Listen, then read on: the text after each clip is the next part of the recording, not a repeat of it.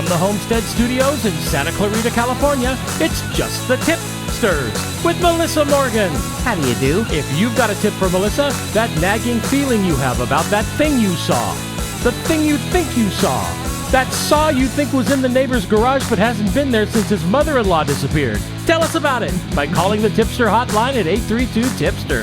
That's 832-847-7837, or send an email to jttipsters@gmail.com. You just might hear your tip on the podcast. And now here's your host. You're going to want to rethink giving her that paper straw with her passion fruit iced tea. Trust me on this. Melissa Morgan. More cowbell, more straws. Oh, producer Mark, I'm always so in awe of your intros. And I know that you know that it would be ridiculous for a private citizen to attempt to dismember their mother-in-law or anyone else with a simple saw from Home Depot. Well, I just said that saw, but I didn't say what kind of saw. A reciprocating saw, a bandsaw, hand saw, jigsaw. All the saws bad, unless you are a surgeon. Right. Yes. Which is one of the things that makes the Black Dahlia case so fascinating, are the placement of the cuts. Yes. So, well, then we're going to go there at some point. That's for a different day, right? Yes. Conversation for another day. All right. Before we begin, we have some housekeeping that we need to address. Housekeeping. Housekeeping. Yes, we have some housekeeping. The housekeeping is that we had a contest, and it was fair and square. I drew the name out. It was supposed to be after midnight on Tuesday the 19th of February, and it was probably 2 or 2:30 in the morning. Another wonderful evening of insomnia, and I drew the name Cindy out. Now, I am giving you full disclosure. A few days after the contest, I already had the winner in my hand.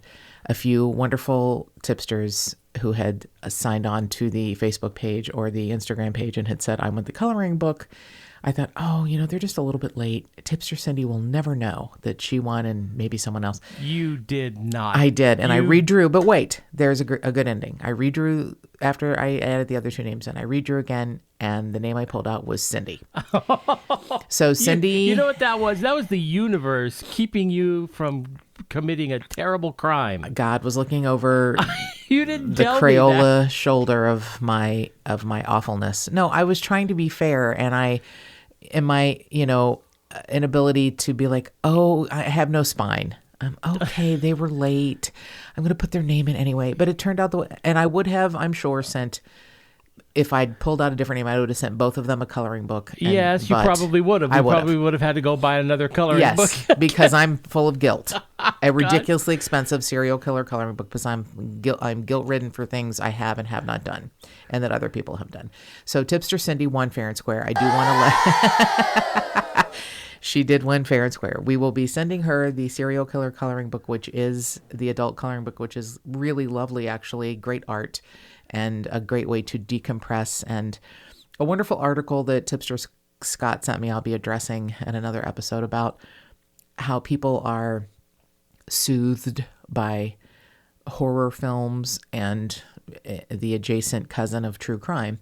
If you are beset with anxiety or, overwhelmed, I tend to calm down when I watch true crime television shows, listen to true crime podcasts, color in my serial killer coloring book. I don't know if it's a way of connecting, like at least I might feel like things are overwhelming right now, but at least things are, I'm alive, things are okay now, and I'm watching TV or watching a movie and coloring. Yeah, I think I can see that, actually. It's a really good article. I'm fascinated by the points that it makes about how our brains function and calm down or amp up depending on who we are. But for a lot of people that already have a lot of anxiety, horror films are calming. And it doesn't make you weird or freak. It just makes the way your brain works a little differently. And I am fascinated by that. So first piece of housekeeping is that Tipster Cindy is going to be getting her coloring book, and everyone else who entered will be entered in another contest. We'll be giving away something else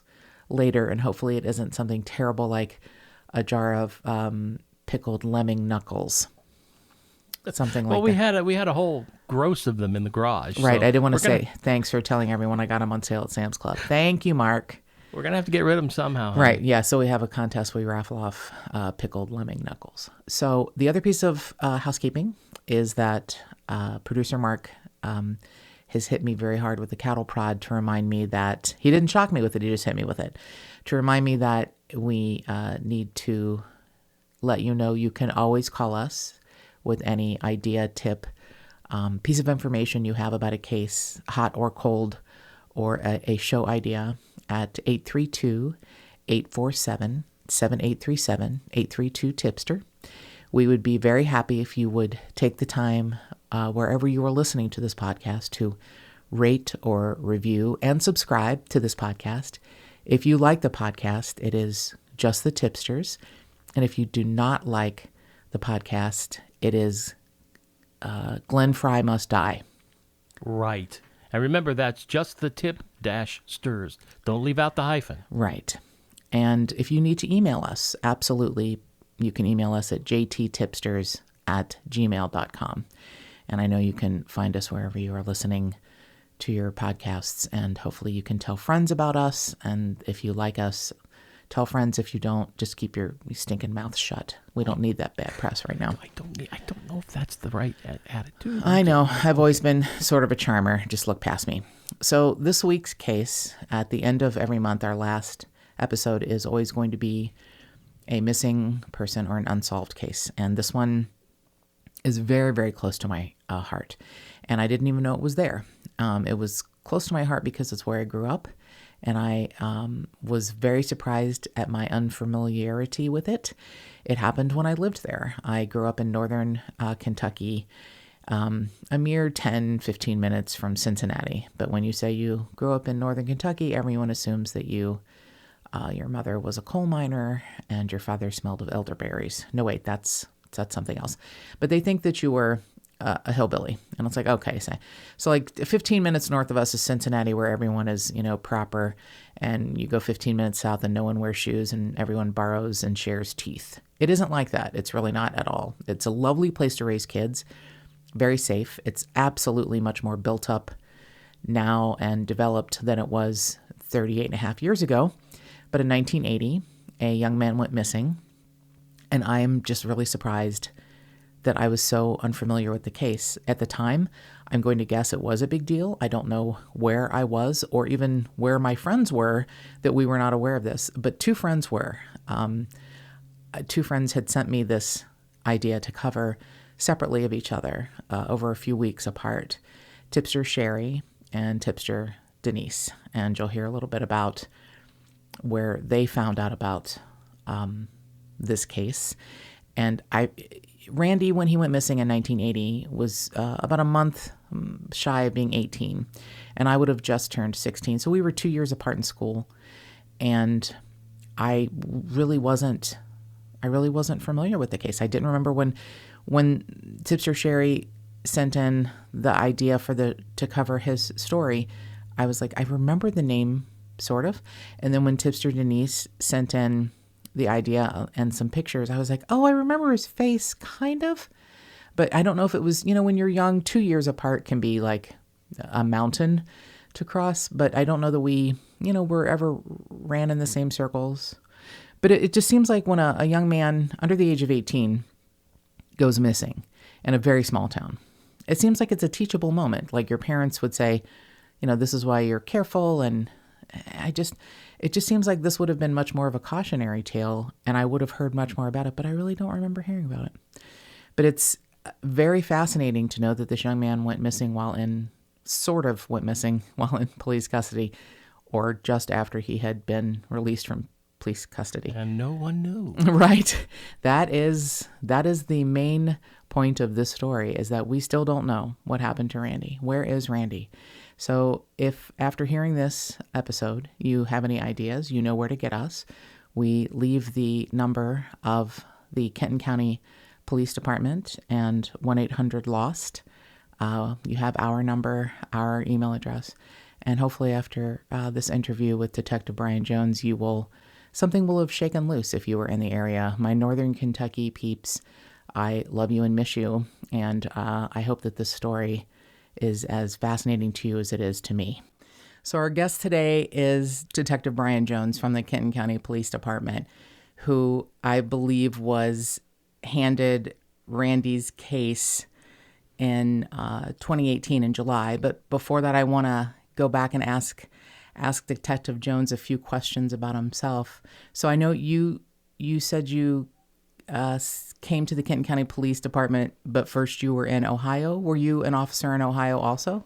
I was not. So coming to the only reason I came to Kenton County was when I was offered the position as a police officer with Kenton County Police. Ah, okay. So you moved from Ohio to Kentucky to specifically work with the Kenton County Police Department. That's fantastic. So when did you become a detective? This was about 3 years ago. So I was in patrol for about just a little over 2 years when the opening was there, and I decided to go ahead and throw my name into the hat and go for it. Oh, that's okay. That's nice. I didn't actually know how the process of becoming a detective worked. So was that something you really wanted to do when you started your career in law enforcement, was become a detective?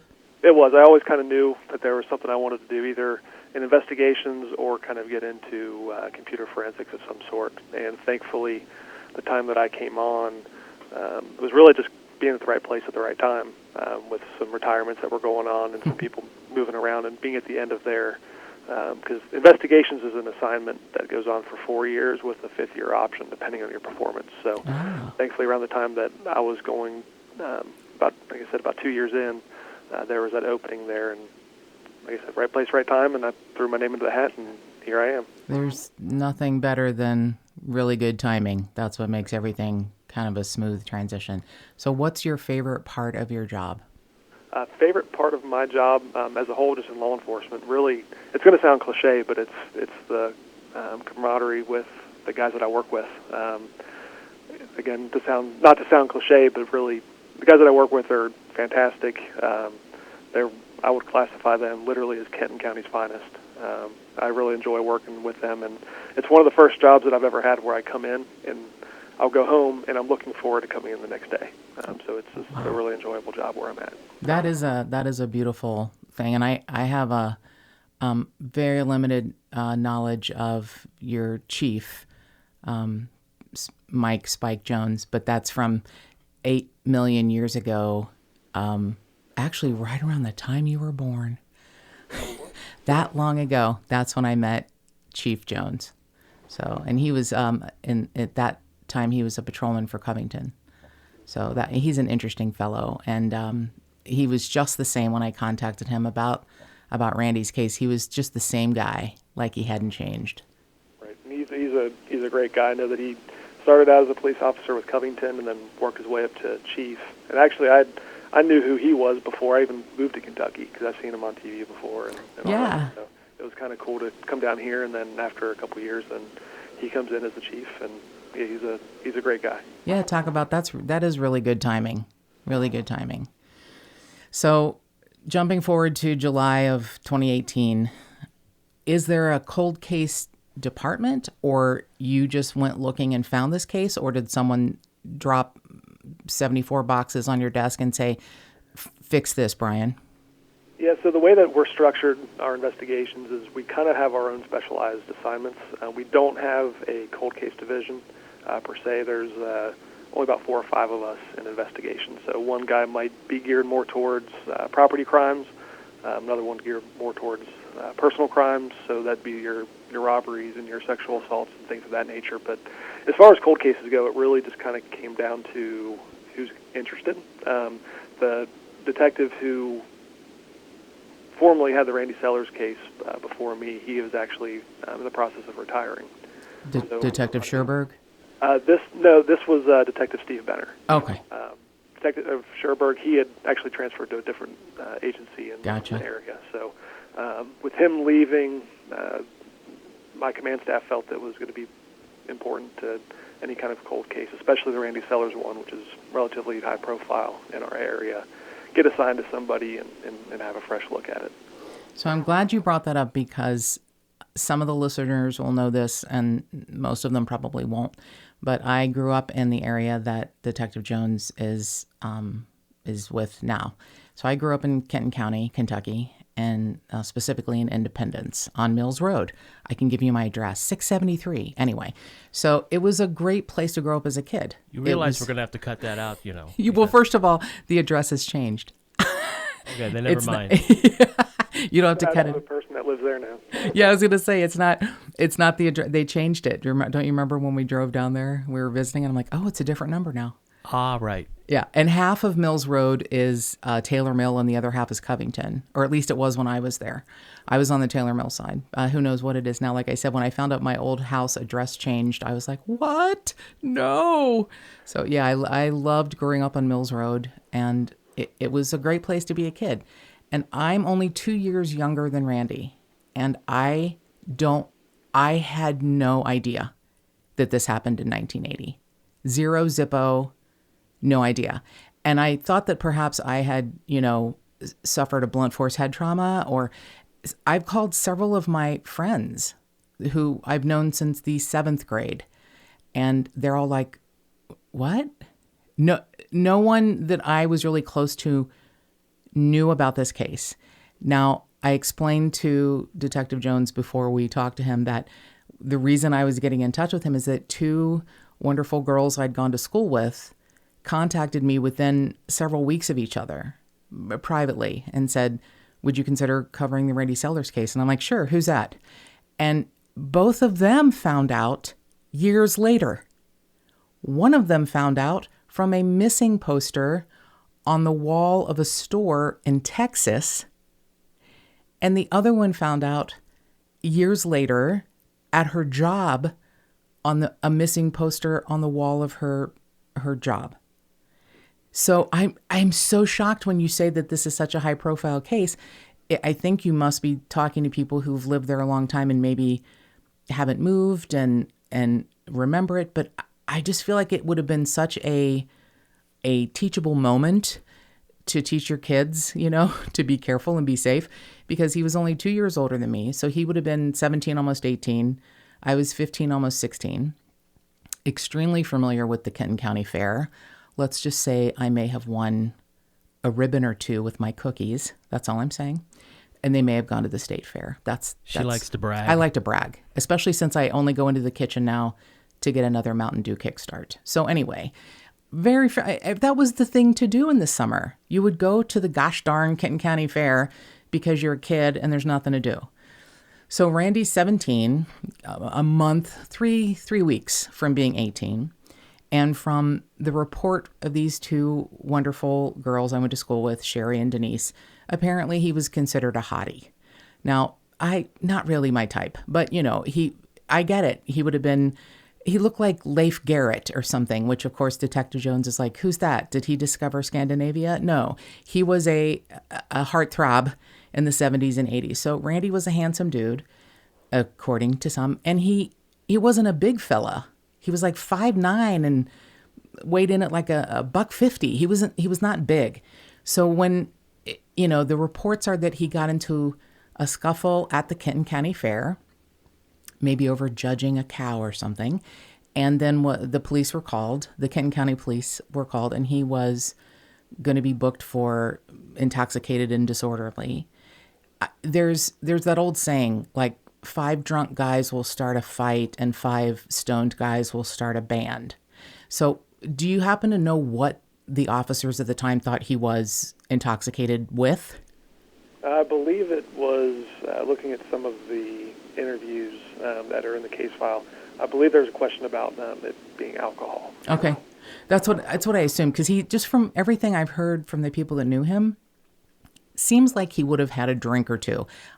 Or 7. I don't know about the drug part. So I think that, and I feel like the drug part it makes more sense when you hear details like that he assaulted one of the officers. And because he's a smallish dude, I'm seeing a drunk guy take a swing, or I don't know exactly what the assault meant, but I can see that where a stoned guy wouldn't know where to hit. So yeah, so he apparently, was drunk, potentially, and even tried to assault one of the officers. And they, instead of booking him, decided to take him home. And I don't know if that was because he was underage. I mean, do you know what? I know that one of the officers is still alive and two of them have passed. Or do you know why they decided to take him home? Was that ever in any of the case file? Not that I have seen. It's kind of hard to speculate, but Right. I try to apply it to what our officers would do today. Right. And in that sense, I would say that, yeah, I mean, getting a juvenile who is intoxicated, lodged at a jail somewhere is a little bit difficult and a little more hassle than it would be just to drive him home. Right. So I could easily see where that was an alternative, just to get him home and then not have to worry about the paperwork side of it. Right. And we're talking about a small town. There's the potential that the officers even knew Randy or his family. I don't know that, and you're right.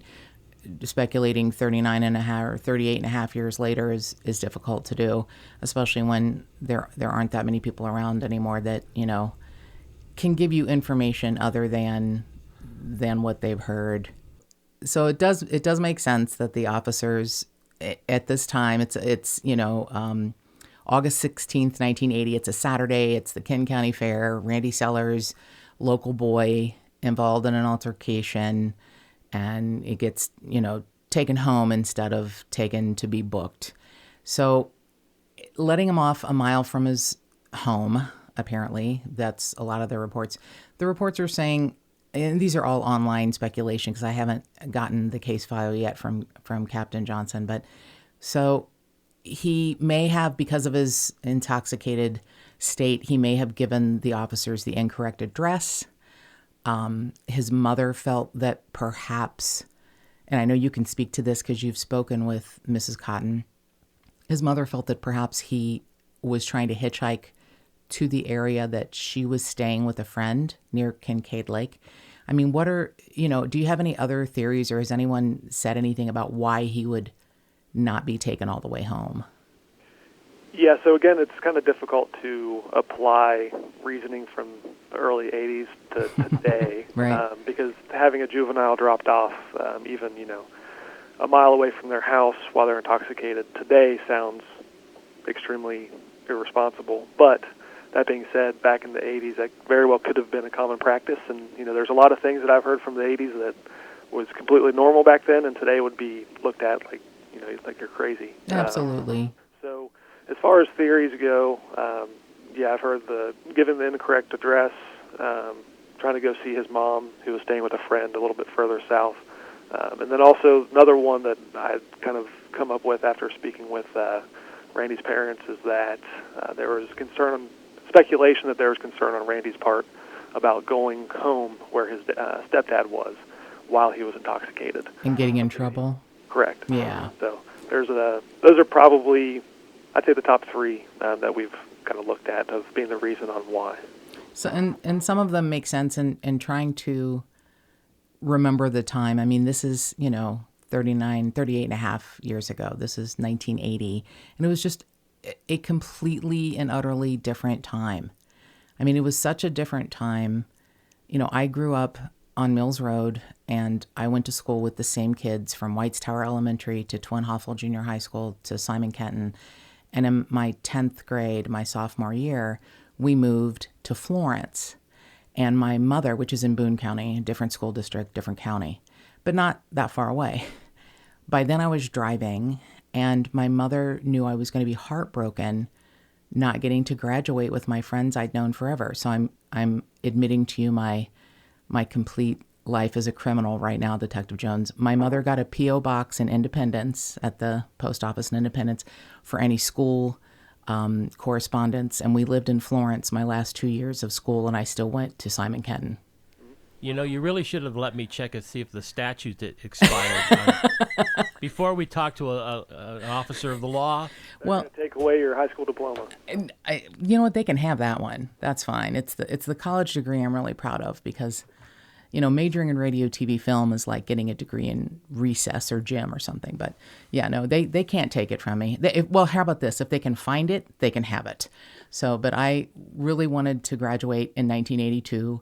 with the people I'd known since 1970. And I got to do that because we're obviously just hardened criminals. But it's such a small, I'm trying to explain, it's such a small town, such a small area. It's much more developed now, absolutely. But back then, that was something you could do.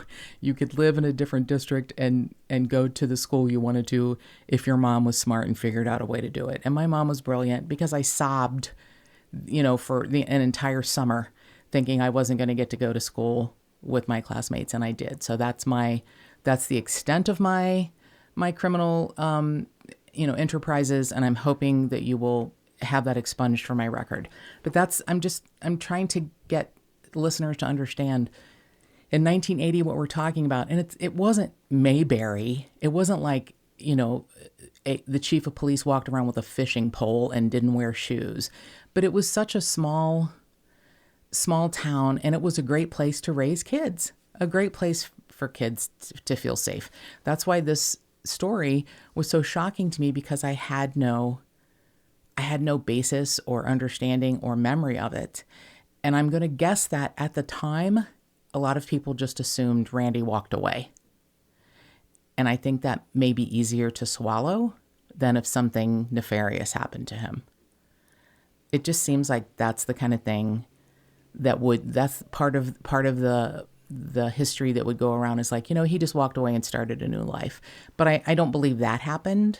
I'm not saying anything nefarious happened, and we obviously don't know. It is odd that there's been no clue of anything, no remains, let's just say it that way, clothing, nothing really solid that points to anything. So let's go through all of the fantastic conspiracies about what could have happened to Randy. So being perhaps inebriated and maybe trying to get his way to where his mother was staying around Kincaid Lake. So theory one is that he fell into the Licking River and drowned.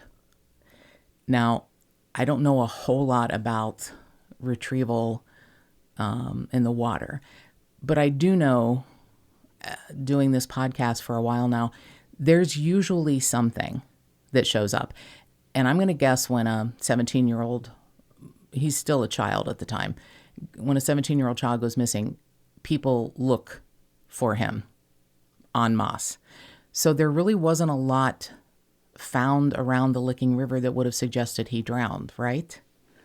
Correct. I think the only thing that kind of pointed towards that was they found a set of footprints near the riverbank, but they were not able to conclusively say that it was Randy's footprints. I think looking in the case file, one of the papers that kind of outlines that incident there just says that it was inconclusive, and it was possible that the footprints there were from somebody in the search party. Right. They were, when he went missing, he had on work boots. Right. Which is common. I mean, a lot of people in the area would have worn work boots. And if there were work boot footprints on the banks of the Licking River, it would make sense it could potentially be someone looking for him. Correct. That makes sense. So there was, just to, clear this up in my mind, there was really nothing else found in or near the Licking River that would have ever pointed to Randy. No jeans, no black t-shirt, obviously no remains, nothing else that would have pointed to Randy. Right, and I want to say, too, that there was they had also brought in a water rescue team, I believe from Boone County. And I do have a phone number for one of the guys. He's retired now, but was with the water rescue team that was actively searching the river for Randy. So, and I do know that through their efforts, I'm not sure how much time they had dedicated to it. I would assume it would be a significant amount of time, right? But nothing was ever recovered. Do you know if there were ever search dogs employed? I'm not sure. Yeah, it makes more sense that a water recovery team would have been used, because from my little recollection, the Licking River isn't huge. It isn't very wide, but and I'm not quite sure of the movement, like how fast it goes. It isn't the Ohio River for sure. So I feel like if he fell into the licking, fell into it, let's just say, being inebriated, I feel like something would have shown up somewhere, sometime would have shown up that indicated he was there. Right, and I'm not familiar, too, with the the ins and outs of the water rescue and their recovery team, but speaking with Randy's stepdad, which I had the pleasure to do when I first got the case, he had indicated that he was still in contact with a gentleman that worked with the water rescue, and he had told me that typically, I forget what percent he said, but it was a pretty high amount of the time that if somebody is in the river and drowns, typically there is some type of recovery Right. Of the body. So that Something. was never done in this case, so that's why, in speaking with Randy's stepdad, he seemed to indicate to me that he wasn't entirely sure that was the case. Right. So that's, before we get to the other conspiracy theories, since you've mentioned Mr. and Mrs. Cotton, Randy's mother and stepfather, and I have to say it's such a beautiful thing that you say. You say, I've had the pleasure of speaking with them, and I don't know if that means you were raised right, or if you actually are also saying that they're great people, which is what I have heard. I'll just tell you that the two girls who have contacted me about this case are doing so for Wanda because they have such reverence for her. So when you say you had the pleasure of speaking with them, what are you able to share what they think happened? They've got a couple different theories, but one of the ones we're actually kind of looking into, so I don't really want to speak too much on that just yet. Sure. But the one theory that you can kind of find online when you're kind of looking at the story of Randy Sellers is the theory that Randy was trying to get down to Butler, where his mom was, and was trying to hitchhike to get down there, and was picked up by a guy named Donald Leroy Athens. So, as you might have alluded to in a previous show, or I don't know, but he is a guy who was later found to be a self-proclaimed serial killer. He was responsible for the deaths of a handful of people that I think was confirmed, but later had stated that he was responsible for upwards of 70 killings across the entire country, where there were typically drifters and hitchhikers and women at rest stops. Right. He's a I'll tell you the thing this is sort of embarrassing, but the thing I remember most about him is his inability to get into Mensa, because he, during one of his trials, asked the judge if he could wear his Ku Klux Klan hood, and asked that his name be changed in every court document to Hi Hitler. Right. Oh, you've got to be kidding. No, I'm not kidding. Not Heil Hitler. I don't think anybody had the heart to tell him that he got it wrong. He actually thought that the greeting was, Hi, Hitler. Oh, my God. And he wanted his name changed to that. So that's the thing. That's sadly the thing I remember most about Donald Leroy Evans. But yeah, he seems like a special kind of psychopath in that, a lot of psychopaths want to inject themselves into investigations, but also don't. It's a fine line they walk. They want someone to acknowledge their quote unquote work, but don't want to be caught. So he confessed to up to 70, murders across the country. He looks like he mostly kept toward the South, Florida, Mississippi, and he was convicted of 2. Another woman he confessed to, her body wasn't found until several years later, and she wasn't even, unfortunately, like he killed her in 1983. Her body was found in 1986 or 1989, but it wasn't even identified until 2006, which, God bless technology and DNA and other things that we have access to now that we didn't back then. But even investigators couldn't take him at his word because it was hard to substantiate 70 murders. And here's the thing that bothers me. Absolutely, serial killers branch out. They, not often, but they will branch out from their chosen victim. He was convicted of killing women, girls, and all similar, not similar type, but similar in his modus operandi, that they were young, they were old, they were white, they were black. They were mostly homeless or disadvantaged. He found them at truck stops or even public parks as homeless people. But he never killed a man, a boy, a man. And his confession has more holes in it to me than it does, crossing his T's and dotting his I's. I know you have access to much more information about him. And I know he said that he described Randy, described apparently what he was wearing. Well, jeans, a black t-shirt, and work boots, not that hard to figure out. He described a set of keys that Randy had. I don't know if the keys are distinct or, that feels very vague.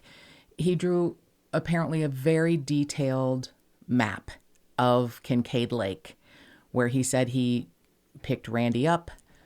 He was hitchhiking, picked him up, offered him a beer, shot him in the head, and buried him around Kincaid Lake. Doesn't even really, none of this really rings true. His victims were mostly strangled. They were all female, and he raped them, or in whatever his weird way of raping people. But it's hard for me to picture him doing it. Maybe he branched out. Maybe it was just really bad timing, wrong place, wrong time. Randy's walking home. It doesn't ring true to me. But what can you tell me about the map? I know you said that investigators at the time felt that the map was very credible. So I've not seen the map myself, but like you kind of said, it seems like to me that the map that he drew was relatively accurate, enough to where they did dedicate plenty of resources at Kincaid Lake to bring in cadaver dogs and conduct excavations trying to recover any kind of evidence in the case.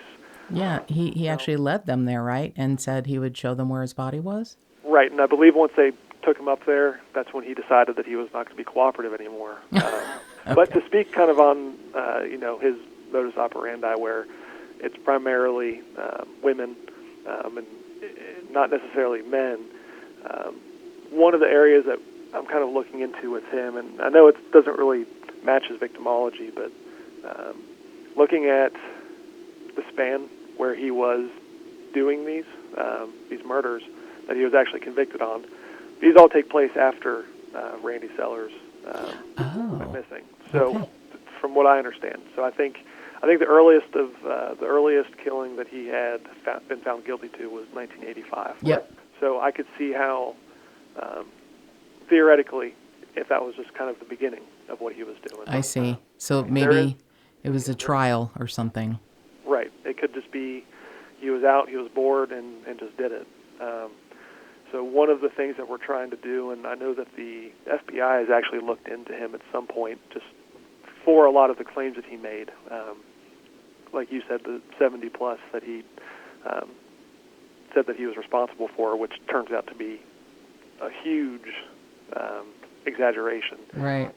But I think there is a period of time there, around the time of Randy's disappearance, where the FBI has not really been able to account for his whereabouts. Yeah. So I think the fact that they don't know where he was during that time, it's not something that we can entirely rule out, even though it doesn't really match the victimology of what he does and how he did it and who he targeted. Well, I really appreciate your open-mindedness, because this is why I would be terrible in law enforcement. I'm way too black and white, and the world is very gray. And I'm trying to remember that and see things in more of a, it doesn't have to be this or this. It could be somewhere in the middle. It makes perfect sense that he was trying out his, method, and it was different than what he ended up being convicted for. That makes perfect sense. I actually appreciate that perspective. That's why you do what you do, and that's why I do what I do. So he, it's one of those things that's like a double-edged sword. I'm grateful to whoever the inmate was who shivved him in prison, but I'm angry at whoever the inmate was who shivved him in prison because he died with his secrets with him. And because he's such a bizarre bird, he may have at some point given up information that was real and credible. To me, someone who confesses to 70-something murders and perhaps committed a total of 5, if that's even a possibility, is someone who wants to insert themselves, wants to be given credit for things they didn't do. And that's why I was not finding enough of a connection between he and Randy, because I feel like the details he gave were a little too nebulous. And they, even in 1980, when a case is as big as apparently it was, it would have been reported on in many news sources. And if Donald Leroy Evans is, traveling around as an itinerant asshole, he could read, the Cincinnati Enquirer. Or it could have been a national story because Randy was a child, actually. So, I'm thinking he may have just picked up a piece of information or two and then vomited it back to law enforcement saying he took credit for it. Or maybe he was familiar with Kincaid Lake and, I'm just speculating, but I didn't feel like that kind of a connection with him. But who knows? Maybe he was the real problem. Maybe he was the problem. Right, and that's always a real possibility too. That, like you said, he just read some information somewhere, maybe talked to somebody who was in the same prison as he was from this area, got some information about it, and listening. And you got to remember too, Donald Evans was a master manipulator, kind of how he operated, to the point where we actually have some recordings where the detectives who were assigned the case, I believe it was I got to look back and see what the day was, what date it was, but there are some interviews between Kenton County investigators and Donald Evans that I've been able to listen to. And a lot of what Donald Evans was trying to do in those conversations was give just a little bit of information, but was only doing so because he wanted cigarettes. Oh. And I think the warden down in the prison he was at outlawed cigarettes. And I remember one of the conversations he has with them is about how inhumane it was. And so the only time that he gets them is when investigators come to talk to him. Oh my gosh. So the master manipulator that he was, it's very possible that he got this information too so that he could just have a smoke. Wow. When you think you've heard the worst things you can hear, you get to hear another little level of the just awful, layered cake. That is incredibly, it's disappointing and sickening at the same time. It is. It really is awful. And I know producer Mark will remember our interview with Ted Tobias, who's an attorney who specializes in no-body cases in the D.C. area.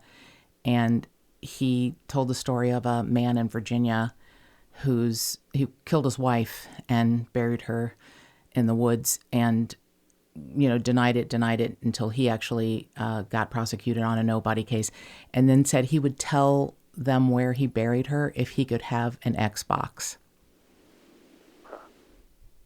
It's a different kind of person. Yeah. I thought an Xbox was horrible, but I don't know. Saying, I can give you pieces of information if I can have a pack of Camel.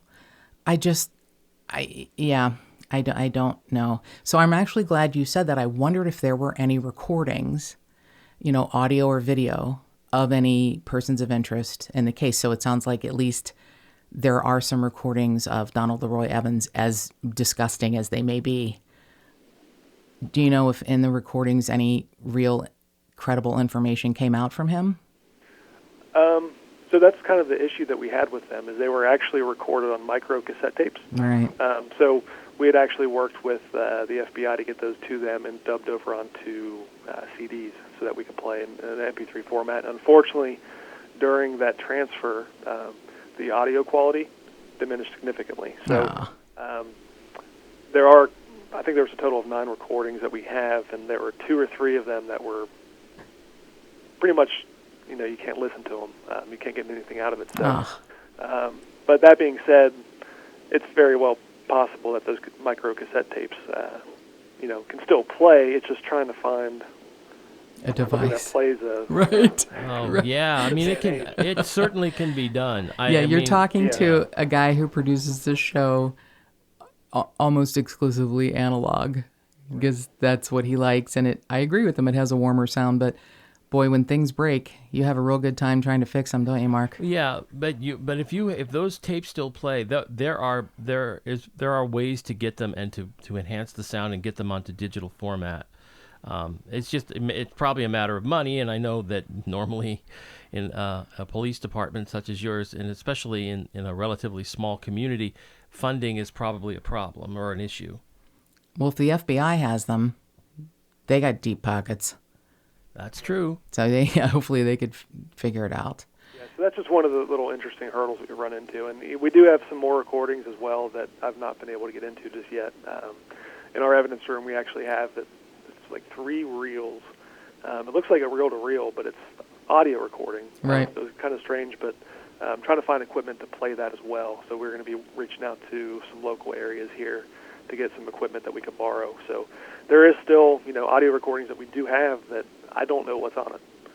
Oh, wow. So it very well could bring, a new perspective to the case and new things that we look into as well. I was going to ask if, I know you can't give me the number of people that maybe have been interviewed, whether it's, recorded manually by hand or audio or video, but was the person, I don't know if the person that Randy was in the altercation with, if that person's ever been named, and if they are or were, have they ever been questioned? I've not seen anything in the case file that points to that. So I don't know if, that there was a report of an altercation and then they just found him in the area, or if it was something where they broke it up. So I've not seen any kind of name of who that was. But being the Kenton County Fair with the police officers there on patrol, I would say if a report came out about some type of altercation, that they'd have the capability of being there very quickly. Pretty quickly, yeah. I was wondering if the person that he'd, reportedly been in the altercation with had ever been questioned, or if there was the chance, my mind running wild, that if Randy was taken by the officers to his home, not a big town, and perhaps the person he had an altercation with knew where he lived and maybe followed him there and, finished the drunken fight, but it went horribly south or something. But then I'm like speculating that there's teenage criminal masterminds who kill people accidentally or on purpose and then make them disappear. So I don't think that, that who knows what. So if there's foul play, and if it's not Donald Leroy Evans, are there other theories? If he didn't drown, potentially, if he didn't walk away from his life, which I find that hard to believe, would he walk away from his life, a loving family? He's not going to get in that much trouble for being drunk, hopefully, and he had nothing but the clothes on his back. Are there other theories as to what could have happened? I know you said that Mr. and Mrs. Cotton have theories, plural, but do you just mean they have theory Donald Evans, or are there other theories, and can you talk about them? There are 2 additional theories. One that they kind of believe is a possibility, and that's one of the ones I can't really talk about right now, unfortunately, because we do have active leads in that one. But the other theory, and you can go to southern Kenton County and talk to anybody that's grown up in the area that is familiar with the case, and one of the theories that they'll have is that the police were actually involved in Randy's disappearance. So if you talk to anybody down in Visalia or Morning View or Piner, one of the theories that is there is that the police drove him to the area of his house. Maybe Randy got out of the car. They decided to take him out and inflict some type of pain on him of some sort, as old-style policing. It was not uncommon. There is the theory that when this was happening, that maybe something went a little bit too far and Randy died, and then suddenly that they had to do some type of cover-up to keep from getting caught. So that's one of the theories that's out there. I do know that the officers who were involved in transporting him to his house have been interviewed extensively. And I want to say that even one of them had a polygraph done. And there was nothing conclusive to show any of that. So while that's a theory that is possible, speaking with his mom and stepdad, which I thought was going to be, one of the ones, just being generally, before I spoke with them, being briefly aware of the case and everything, I would have expected to go to them and them say, yes, it was the police that did it. But speaking with them, they acknowledge that it's possible, but they seem to really think that that was not the case. One of the things, like I said, I've learned from hosting this podcast, I'm very black and white, and I have such a respect for law enforcement. And, I'm going to say 95% or more of law enforcement get into it because they want to catch the bad guys, not because they want to kill a drunk kid. There are good plumbers and bad plumbers, and there are good artists and bad artists, and there are good cops and bad cops. And for the most part, I don't buy that even accidental that officers would, inflict some old school retribution because he took a swing at one of them or both of them or was belligerent. I don't know that I buy that. I mean, everyone has a bad day, but I can't imagine he's, kind of a small guy. I don't know who the officers were that originally arrested him. It's a weird story. In today's world, it would be questioned to where it was obliterated. But in 1980, it makes much more sense. It makes more sense, me knowing the area, the time. It makes a lot more sense that they would have let him off before he got home for the reasons given, potentially incorrect address. I need to walk this off before I get home. I don't want to get in trouble. Those things make a lot more sense than, okay, kid, you took a swing at me and I'm going to throw a world of hurt at you and oh my God, he's not breathing anymore. And then now we have to, how do we get rid of him forever? If, I have a hard time with that. I don't know the officers, but I'm glad to hear that they were questioned extensively. It's really good to know that. And it would make sense that some suspicion fell on them, but it's also somewhat comforting that Mr. and Mrs. Cotton don't feel that that's really viable. And it's nice that they are open to the fact it could be, but it's also good that they have other theories. Detective, are both officers still around? No. I believe there are 2 officers that were working that night that are still around, yes. Oh, I was under the impression that there were 3 that knew and 2 had passed. 1 was still alive, but he was more in the periphery. But I'm glad you corrected that. So I was told they were both passed away. So, okay, so they're still around. That's interesting. All right. So the remains that were found in 2011 on Conley Road, have they ever been identified? Are they Charles Griffith? Because I'm pretty sure they're not Randy. Right. So that's another interesting aspect of it. So like I had mentioned earlier, is I started down here in 2014. So when I got hired on with Kenton County Police, those remains that were found in 2011 were several years prior.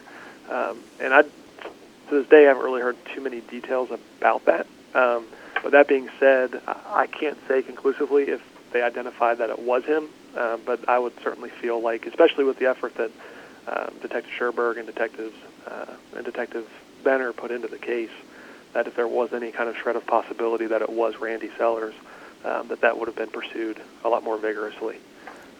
So I can't speak to if it was positively identified to Charles Griffith, but I can say pretty confidently that it probably was not Randy.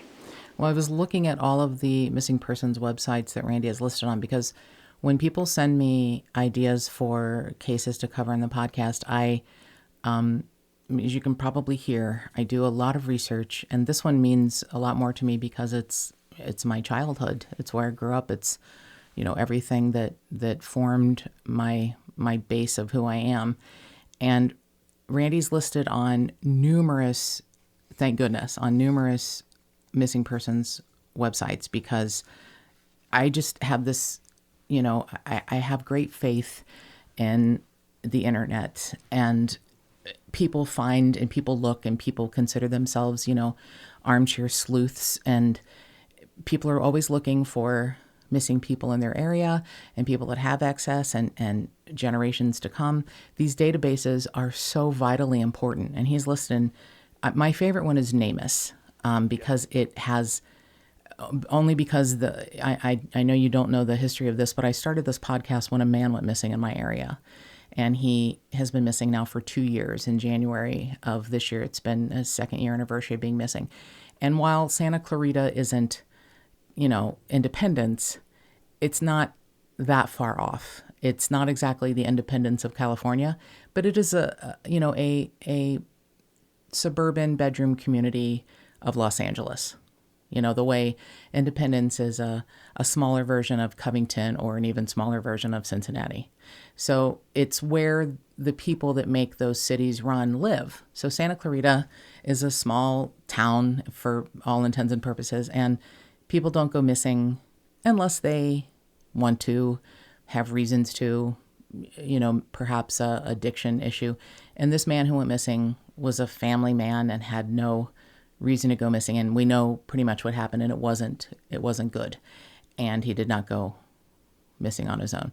So that's why I started this podcast. One of the reasons I started this. So when I was sent Randy's case, I was sort of blown away and overwhelmed. Like, I didn't know this happened, and it was right, miles from my home, and he was only a couple of years older than me, and it's just it's really overwhelming. But here we are 38 and a half years later, and Randy's on the Polycloss Foundation website, the Charlie Project, which is specifically for children underage, the Doe Network. I do have to say I need to write to someone at the Doe Network because they have him listed as a female. I would think the beard and the Adam's apple would give it away, but, clerical errors.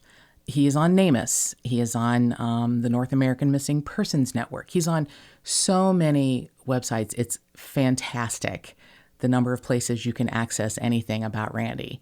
And, I feel like maybe because I didn't know or didn't remember, it's not that I didn't remember. I was unfamiliar with this case. But then you just do a little bit of research and you find him everywhere, and it's fantastic. But that whole long intro was to say that there is dental impressions available. And I know that 4 of his molars hadn't even come through yet because he was 17. So there is dental available. And I'm pretty sure that the remains found on Conley Road were a skull and a mandible. So it would probably be easy to figure out quickly if there's a lab that is not too backed up that it's not Randy. But I can't imagine, 38 and a half years later that he would just be available on the side of the road. It seems like it's probably more a more recent case, and maybe it is Mr. Griffith. Right, and then I believe Mr. Griffith had gone missing about 2 years prior to the recovery of those remains. So exactly. I think that, like you said, if he was found just by somebody cutting grass, I would venture a guess that grass was cut well before that. Exactly. Yes, that makes perfect sense. That it's probably a more recent case than it would be Randy. So, I know that you have this, covered in every way, but is there, what can someone do that wants to help? Is there anything that people can do? Have there been any tips that have been credible in your mind that have come in? Not in any kind of recent tips as far as sightings, not recently that I've been made aware of. I know that there's been a couple when Detective Sherberg and Detective Benner were assigned the case, but they've followed up on those. But to the listener that would just want to know what they can do in this case and in any case of any kind of missing child, I would encourage them to go on to another website that you didn't list, was the National Center for Missing and Exploited Children. They are a fantastic group to work with. My current assignment right now is for internet crimes against children, so I dedicate my time 100% to tracking down people that exploit children sexually online and in person. So thankfully, Kenton County has been able to recognize there's a need for that. And a lot of the information that we get and cooperation and resources that we get are from the National Center for Missing and Exploited Children, NCMEC. So for any listener that's wanting to help out in this case or any case of anybody missing, especially children, simply going to their website and looking up information about cases that are in their area, and just being familiar with some faces, because I mean, there's stories all the time of somebody popping up somewhere and they kind of recognize them. Absolutely. They do a little bit of research and they find who it is. So that would be another resource that I would absolutely encourage everybody who listens to this to look into, because they are a fantastic group. Yeah, NCMEC, that is a great resource, and thank you for bringing that up. So in case any of the listeners know anything about this case, if you know something, if someone told you something a long time ago, if you kept it, if this jars your memory, if you, maybe someone said something to you and they're no longer around and you want to get it off your chest, you can absolutely call the Kenton County Police at 606-356-3895 or even 1-800-THE-LOST. Or as Detective Jones says, the National Center for Missing and Endangered Children. You can also go there. You can be anonymous. You can call. You can email. There's so many ways you can get a tip into someone for this case. If you need our number, we'll absolutely have that at the end of the show. And I really want to thank Detective Jones for taking time out of his busy day. And I know you're on call today, and I'm really grateful that no major assignments came up while we were trying to talk. Me too. Yeah. Although that would have been kind of exciting. So, Detective Jones, before I let you go, can I ask you if anything new comes up, or if there's anything else that we didn't cover or need to talk to? Can I just sort of say right now, we'd love to talk to you again? Yeah, absolutely. I appreciate that very much, and thank you so much for your time. No, thanks for having me. We really want to thank Detective Brian Jones from the Kenton County Police for taking his time to talk to us. And there's more information that will be coming, and we may, as you heard, be able to wrangle him into a second interview. And if you know anything about Randy Sellers and what happened that day in August of 1980 at the Kenton County Fair, please call the Kenton County Police Department at 606-356-3895 or 1-800-THE-LOST. You can even leave an anonymous tip here at 832-Tipster. That's 832-847-7837. You can email us at jttipsters@gmail.com. And thank you for listening, and more cowbell. And don't forget to subscribe if you haven't. And when you do, rate and review. We need to hear from you. We'll see you next time.